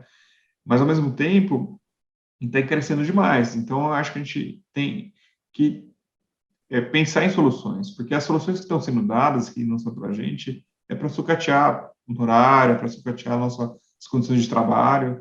Então, assim, aí uma coisa que eu sempre pensei, se a gente não for protagonista disso e Uhum. sentar na mesa e propor alguma coisa que a gente acredite, a gente sempre vai sair Perfeito. perdendo, né? Porque a gente é o elo mais fraco, né? Então, isso é uma das coisas que eu me identifiquei também, porque era uma coisa que, a hora que você coloca valor para o paciente, para valorizar o paciente, você vai ter que valorizar o trabalho médico, né? Vai trabalhar para Uhum. valorizar o processo, né? Então, é onde que eu vi realmente um ganha-ganha, né? E a hora que você organiza todo o cuidado, sem demérito de nenhum lado, sem cortar nada de nenhum lado, sem cortar qualidade, sem cortar no horário, você ainda tem um ganho de eficiência de 20% a 30%, então é uma coisa interessante, né? Então, é aí que eu realmente comecei a me aprofundar, né? Estudar os casos, então, você também leu é uma infinidade de casos que existem hoje em dia, né?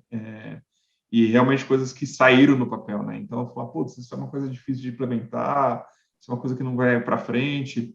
Eu acho que é um pouco falacioso isso, porque a gente tem exemplos de que já tem escala, né? Por exemplo, eu sou fãzaço do Oak Street, que eu acho que é uma coisa que os caras fizeram lá. Para quem não sabe, Oak Street é uma empresa que faz atenção primária para pacientes Medicare, Medicaid, né? Nos Estados Unidos tem mais de 130 hoje unidades, é um negócio que tomou uma escala gigante, que começou a tratar pessoas que não eram tratadas, então abriu um novo mercado. E isso que eu penso, por exemplo, a gente tem 75% da população excluída, com SUS ineficiente, né? E muitas vezes a oftalmologia, ainda mais, tem programas ali, programa de catarata, né? Mas ninguém olhando de maneira mais integral para a saúde ocular. Então, assim, acho que tem tanta oportunidade, tanta coisa para a gente desenvolver, que é um mar de coisa, mas eu acho que a gente tem que trazer para a gente a responsabilidade de propor soluções que sejam boas para todo mundo, né? Então, que garanta qualidade, que é aquela coisa. Estava tendo uma conversa recentemente, mudando totalmente de assunto. Porque uma pessoa que falando de um plano verticalizado, falou, olha, lá na minha cidade, um dos principais ganhos meus era de um desse plano verticalizado que ele estava falando. Só que não era credenciado, porque as pessoas fingiam que tratavam os pacientes e os casos graves continuavam graves e precisavam de solução. Então, a gente operava particular esses casos, né? Então, quantos tubos, quantas tracks, quantas vitrectomias, quantas cataratas nós fizemos esses pacientes que, teoricamente, tinham uma assistência à saúde, mas que não, na verdade, não tinham, né? Então, eu acho que, assim, se a gente conseguir propor coisas que tragam equilíbrio para a balança e para a equação, é sempre super positivo, né? Não, totalmente, cara. Eu acho que o que vocês trouxeram para a oftalmologia, cara, com esse case, cara, é um negócio assim. Sinceramente, vendo de fora, cara, eu não sei se vocês têm noção, cara, porque eu acho que foi vai ser um divisor de águas, cara, de verdade. Eu acho que você conseguir comprovar que o modelo é viável, obviamente que vão ter aí todos os pessimistas aí de plantão que vão falar aí de indiretamente, que você já deve estar escutando, que você já, durante a nossa conversa, você já utilizou diversas contra-argumentações aí dentro do case, que você vai ouvir os malas reclamando que tem isso, tem aquilo, tal. É a realidade de vocês conseguiram implementar. E eu acho que você colocou em algum momento isso de uma forma muito boa, né? Hoje é algo que eu acredito demais, é que os modelos eles não são e não precisam ser universais, né? Não é porque você teve um baita de um êxito e deu tudo certo que precisa, né? E a gente vem conversando muito isso hoje. Eu acho que é um tema interessante. Eu acho que é o melhor tema da gente conseguir avançar. Não precisa assassinar modelo, né? A gente precisa complementar. Pode ser que em algum momento aconteça algum término do fee for service, se você não tenha nenhum tipo de capitation, ou que tenha, você trabalhe mais com os bandos, você trabalhe mais com performance. Mas, assim, o que eu acho que é mais importante, eu acho que o Potter mais fala, né, Pedro? Precisa fazer, né, cara? Por isso que eu acho que o diferencial foi o que vocês conseguiram entregar, sabe? Não, vocês fizeram no meio do nada, né? E no momento que ninguém estava fazendo. Sim. Eu acho que um ponto que você tocou é essa coisa da gente tomar um pouco de cuidado de pegar os modelos e demonizar, né? Primeiro, a gente fez um fee for service em Campinas, né? Um fee for service do mais normal possível, uma tabela CBHPM, não tinha nada, nenhum pacote, nada disso, e mostrou que com eficiência, com protocolo, com medida de desfecho, você consegue ganhar, reduzir desperdício e ganhar qualidade, né? Isso aí é uma coisa que ficou clara. Obviamente, não existe modelos perfeitos, né? Então, a gente ainda em Campinas, a gente pretende evoluir, né?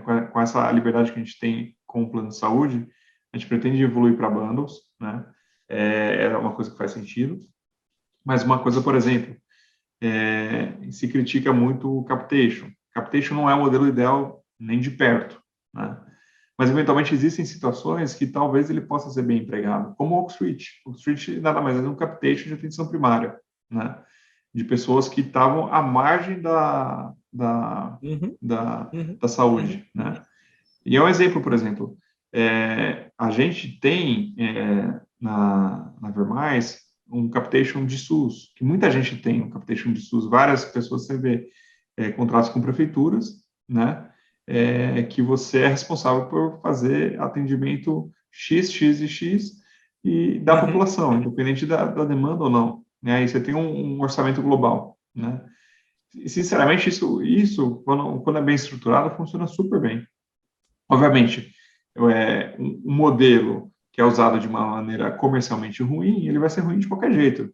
Pode ser fee for Sim. service, pode ser capitation, pode ser bundle, pode ser o que for. É um contrato comercial ruim e que está prejudicando as pessoas, né? Então, e as pessoas, quando eu digo, principalmente são os pacientes, né? Uhum. É, então, a grande coisa não existe um modelo perfeito, mas ao mesmo tempo, assim, você tem que pensar em modelos que atendem melhor as populações designadas, né?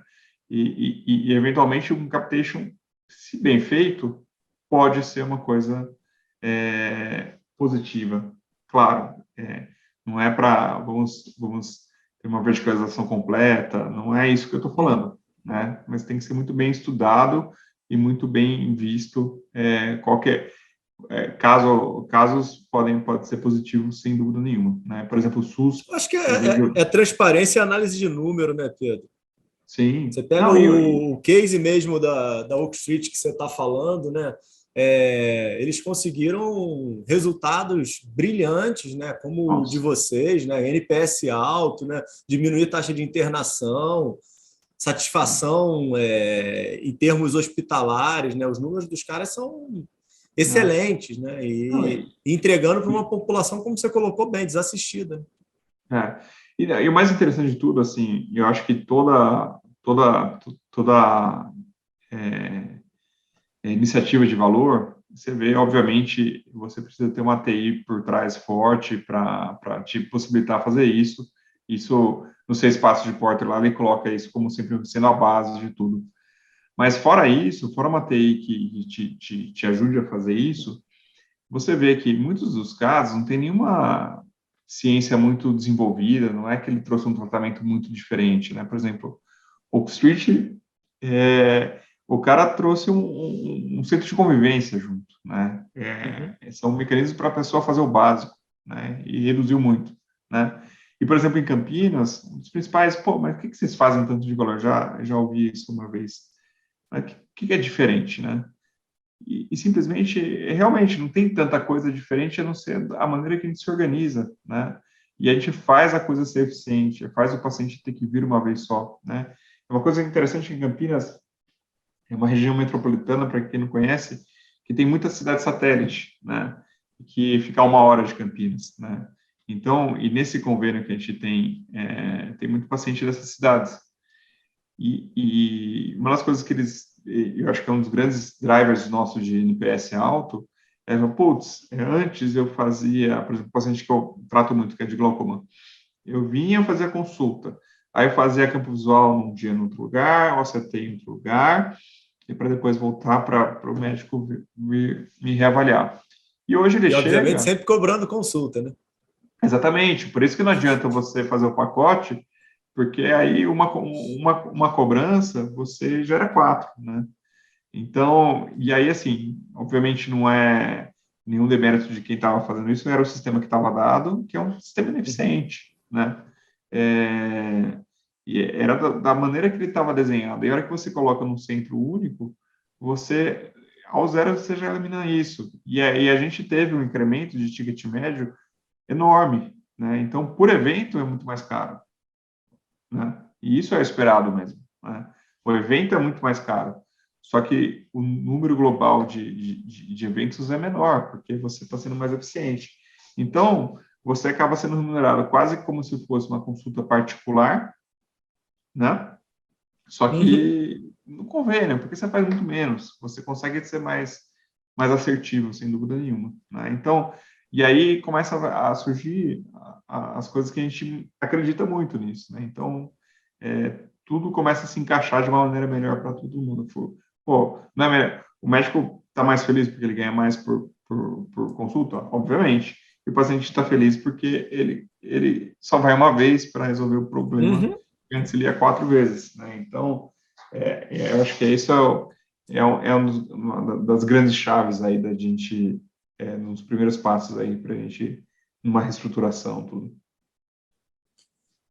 Muito, muito bom. Me diz um negócio, para a gente ir para um desfecho aqui. Primeiro, me dá aí um. Não, não botei isso, estou te botando numa situação aí já Ixi. indelicada. Não, Ah. roubada, pô. Não falei antes, pô. Me dá aí um livro aí de sugestão de leitura.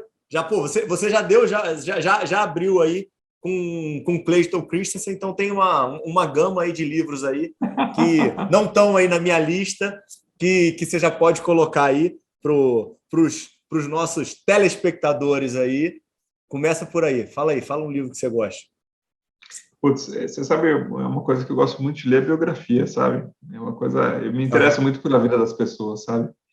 E não são tão recentes, assim. O mais recente das biografias que eu li, que eu gostei demais, foi o Ride of Lifetime, que é do CEO da Disney, Uhum. ex-CEO da Disney, né? E a história dele é impressionante, as aquisições que ele fez ao longo da carreira dele, um negócio que, caramba, que cara ousado, né? E de sucesso, né? O que ele fez com a Disney é impressionante. E outro que eu li recentemente foi o Gostei, nunca Shoe li. Dog. Pode ler que esse, com certeza, você vai adorar. Ride of Lifetime. Uhum.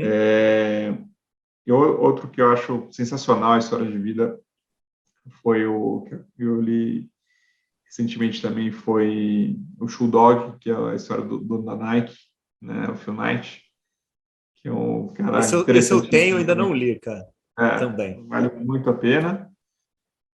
Ah, ah outra biografia, tem mais uma biografia, é, que eu li recentemente também, que é um livro antigo, já que é a biografia do Agassi. Eu acho a história de vida dele muito Uhum. bacana também. Mas, Todo mundo fala putz, bem desse livro. eu acho que é, o próprio livro do Clayton Christensen de saúde eu acho muito legal. Eu acho que eu agora esqueci o nome, mas é a Prescription That Will Fix Healthcare, alguma coisa assim. Não lembro agora o nome de cabeça. Faz um tempo já que eu li, que é muito bacana. Esse livro Eu, é muito bom go- mesmo. Esqueci o eu li nome também. praticamente todos os livros de Jim Collins, que eu acho que é outro cara bacana demais de leitura, para quem gosta de empreender, de negócio. Eu acho que foi onde eu comecei, eu acho que ler coisas de gestão, eu acho que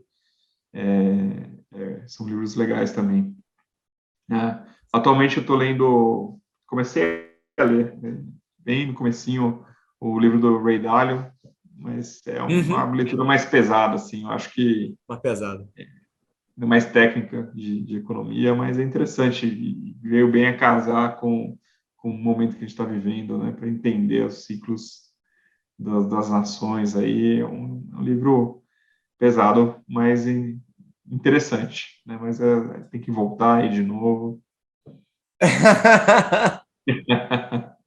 E me diz o negócio. Ele é meio confuso, né? Perspectivas para futuro. Planejamento estratégico aí. Teu aí para os próximos 5 anos, teu aí e das empresas, e faz aí um desfecho também. Como é que você vê aí um direcionamento de mercado O que esperar para os próximos 5 anos? Começa com o Dr. Pedro. Vamos lá. Olha, na verdade, o nosso planejamento estratégico é consolidar nosso modelo, né? Eu acho que a gente conseguiu, a gente cresceu bastante já, obviamente, mas a gente vê uma expansão nossa orgânica mesmo, obviamente com esses agentes consolidadores, a gente se vê mais focado em crescer e melhorar nossos processos, então a gente está partindo para acreditação, para passos para melhorar a gente mesmo internamente. Eu acho que esse é o nosso principal foco, eventualmente alguma expansão interna nossa. A gente acredita muito nessa melhora contínua dos processos internos, né? Eu acho que você tem que ter gente boa e, graças a Deus, a gente tem muita gente boa do nosso lado. Hoje a gente está em 30 médicos no grupo, juntando todas as clínicas, a gente tem bastante funcionário, pessoas muito boas do nosso lado, ajudando demais a gente.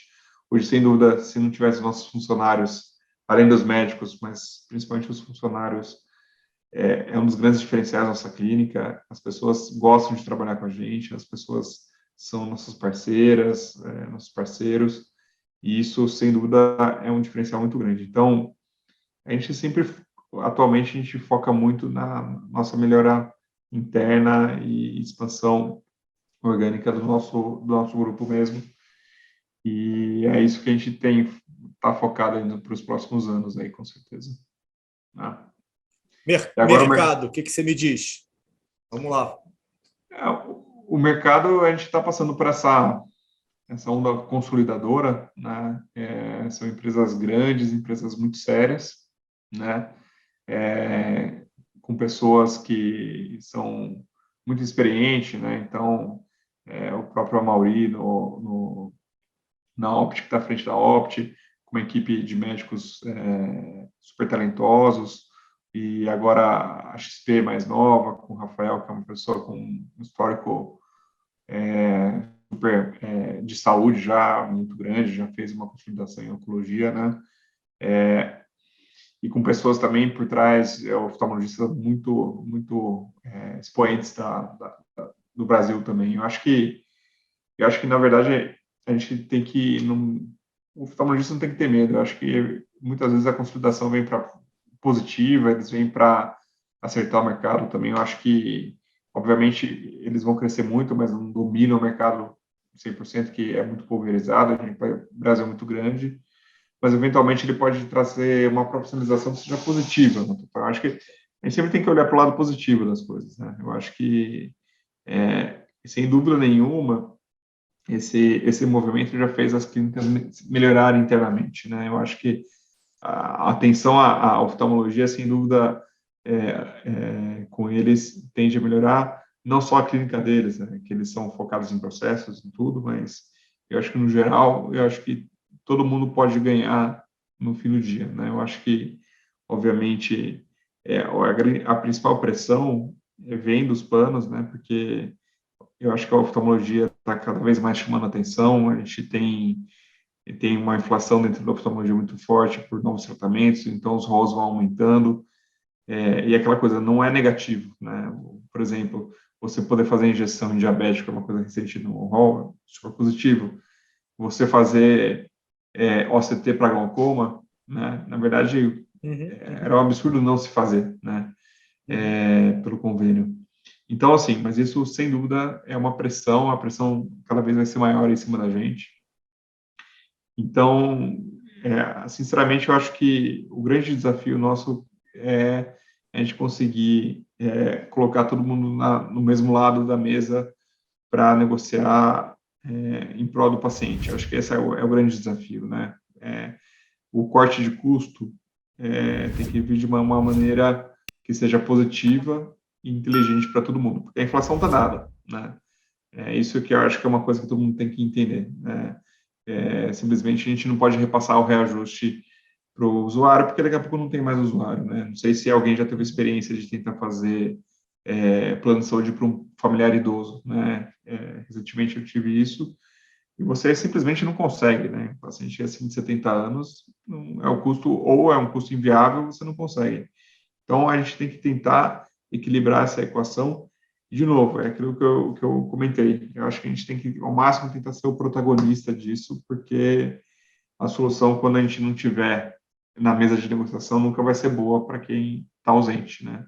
Eu acho que esse é o grande desafio nosso aí, para tentar ter um futuro um pouco menos nebuloso do que está dado aí, né? Porque realmente eu acho que do jeito que a coisa está se formando, não acho que seja por fato de ter consolidação ou não, eu acho que é simplesmente pelo fato de como que as coisas estão caminhando e essa relação dos prestadores com os convênios cada vez mais difíceis, eu acho. Não sei se você concorda. Totalmente, totalmente. Eu acho que a gente. O que está acontecendo na medicina, e particularmente com a gente na oftalmologia, é uma realidade que aconteceu em todos os mercados, né? Só está acontecendo de uma forma mais tarde conosco. Sim. O grande problema, eu acho, que é a velocidade de todas essas mudanças, né? E a gente tem um pouco de. Estamos aí de early adopts, né? Então, acaba que muita gente vê isso como uma baita de uma insanidade, algo que nunca vai acontecer. E aí a gente prefere, como todo processo de desenvolvimento e de inovação, ter grande parte da pessoa negando tudo, né? Sim, exatamente. Então, é mais Exatamente. prático negar e achar que nada vai acontecer, que é só um movimento pequeno. Mas a mudança está acontecendo, a mudança está em voga, né? E eu acho que quem aproveitar essa mudança vai ter muitas oportunidades, vai conseguir se diferenciar num novo mercado que está se constituindo aí. E depois vão falar que foi tudo fácil, que você foi um baita de um privilegiado. Então, sempre foi assim, vai continuar sendo. Mas, Pedrão, pô, muito, muito, muito obrigado. Tá? Pô, tinha muita coisa para a gente falar ainda. É só porque senão fica gigantesco o episódio. Então, mas, pô, não, muito bom mesmo. Legal pra caramba. Parabéns, cara. Não falamos de uma coisa, cara. Tua filha tá com quantos anos, cara? Vai fazer 4, 3,5. 4 anos? Então antes da pandemia? 2018. Caramba, poxa vida, eu estava conversando aqui, a gente teve agora aqui essa semana, a gente está gravando hoje, é dia 10 de março. Teve aí a retirada das máscaras aqui no Rio, né? Sim. E aí eu estou conversando com os pacientes, eu estou mantendo atendimento de máscara, né? E não sei como é que é a reação, estou perguntando para os pacientes, e os pacientes, ô, doutor Ricardo, eu não tenho mais, eu não consigo ver a face das pessoas. É diferente para mim, eu não estou tão habituado, né? E aí o que eu estava pensando, estou falando isso porque coitada da tua filha foi criada nesse momento, né? Foi muito uma coisa insano. Porque o pessoal fala dos 2 primeiros anos que é super importante, convivência, tudo. E foi muito difícil isso, né? Imagina a cabecinha dela, né? A gente colocou ela na escola desde o comecinho, mas a escola é aquela coisa, a escola fechou, aí tentaram fazer aula online, aí é uma coisa que não funciona, né? Uma criança de 2 anos fazendo aula online. Não vai. Aí parou, porque ficava só os pais, assim, porque obviamente tinha que ter um pai, né? Aí fica um pai olhando para outro pai e falando, melhor acabar com isso aqui que não funciona, deixa ela brincar com o vizinho, né? Então a gente começou a fazer isso, né? Vem um primo, né? Para uma convivência mais, porque tem que conviver também, não tem jeito, né? Eu acho que não tem jeito, cara, não tem jeito. Eu acho que com certeza alguma peculiaridade desse momento que a gente está vivendo vai ser muito sentida pelos nossos filhos, né? Sim. Mas tomara a Deus que tenha alguma coisa positiva disso tudo, né? Tomara. Vamos ver se é disso, não sei, não. Se sempre positivo, mas isso, vamos ver. Vai ter, Pedro. Continua forte aí que vai dar tudo certo. Mas ainda bem que parece que estamos no fim, né? Eu acho que é uma página que talvez a gente esteja finalmente virando, né? Me parece, né? A minha tese, na verdade, é que a gente já aprendeu a conviver, né? Eu acho que Sim, não vai ter fim, dúvida. né? Acho que faz parte aí da nossa vida agora isso. Sim, acho que nesse sentido. Vamos tocar que não dá mais para viver de uma outra forma. Mas, mais uma vez, Pedrão, muito, muito, muito obrigado, cara. Parabéns. Ó, eu vou. Você tem que me receber aí, hein? Pô, promessa aí, vou fazer aqui. Estou deixando aqui ao vivo para ficar mais inconveniente possível. Entendeu? Vou poder te cobrar. Entendeu? Ó, vou aparecer um dia aí para te visitar, tá? Mas, parabéns aí por tudo que você construiu. Pô, não, já tá intimado. Parabéns por tudo que você construiu aí pela sociedade de vocês aí, que é brilhante. Me conecta depois com os 3 aí, que eu vou convidar eles aqui para participar também. Com teu brilho nos olhos aí, falando dos 3, quero ouvir a história deles também. Com certeza. A grande sorte é assim, você sempre tem que se juntar com pessoas melhores que você, sem dúvida. Putz, são 3 que eu admiro de verdade, assim, não é porque são meus sócios, tudo, mas são pessoas que são realmente especiais aí, e com certeza, assim, a gente tem uma jornada que é aquela grande coisa, né? Eu acho que a jornada que importa mesmo, e estar do lado deles é muito bacana, essa jornada profissional aí. Eu acho que é uma parceria que é muito bacana estar junto. Mas com certeza eu vou pedir para eles falarem. Conecta. Me manda depois os contatos aí que eu vou acioná-los. Com certeza. Pedrão, vai descansar, cara. Obrigado aí pelo convite também. É muito bom falar sobre um tema que a gente gosta, e eu acho que assim, se a gente conseguir difundir um pouquinho do que realmente é o tema, eu acho que é super positivo. As pessoas, se a gente conseguir nesse episódio pegar uma pessoa que seja oftalmologista, que não seja, e realmente ir a fundo e fazer, eu acho que já é a gente foi vencedor aí, um bom caminho, né? Obrigado aí pelo seu tempo aí. Eu que te agradeço, cara. Brilhante. Valeu, um abraço, cara. Até mais, gente. Tchau, tchau. Tchau, tudo de bom.